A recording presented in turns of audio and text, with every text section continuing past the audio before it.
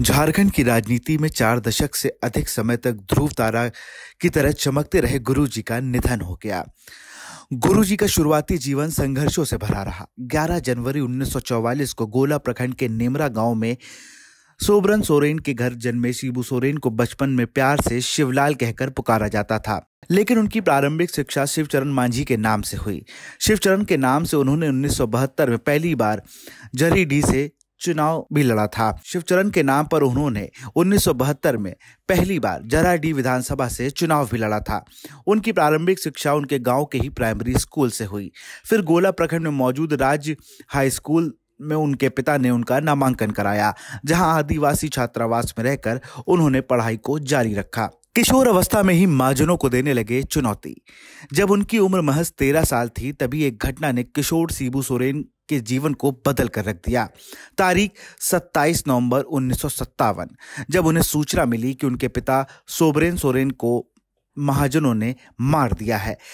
एक वरिष्ठ पत्रकार अपनी किताब में लिखते हैं कि दशम गुरु शिबू सोरेन के मुताबिक महाजनों के लड़कों ने एक आदिवासी महिला के खिलाफ अशब्द कहे थे, जिसका विरोध शिबू सोरेन के पिता सोबरन सोरेन ने किया था।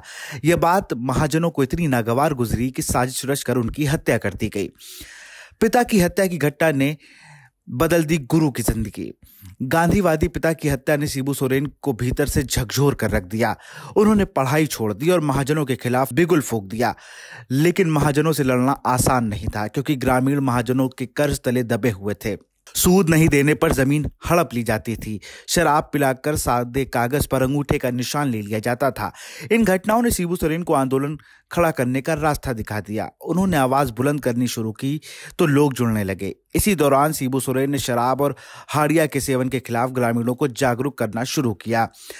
टूंडी आंदोलन से उन्हें अलग पहचान मिली। अपनी जन्मभूमि गोला के बाद उनके पेटवार, जेनामोड़, बोकारो और धनबाद में लोग जानने लगे थे।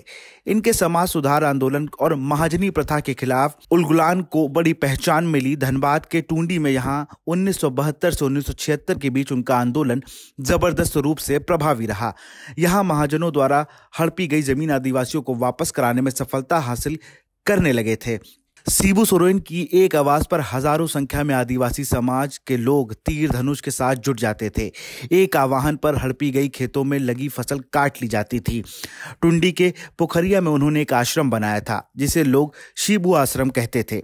इस दौरान लोग प्यार और सम्मान से उनको गुरुजी कहने लगे थे। लेकिन गुरुजी को राजनीतिक पहचान मिली सांथल धरती पर। यहीं से उनको दशम गुरु कहा जाने लगा, जिसका मतलब होता है देश का गुरु। और आज वही देश का गुरु झारखंड में अपनी अलग पहचान बनाने वाले शिबू सोरेन का 81 वर्ष की उम्र में निधन हो गया।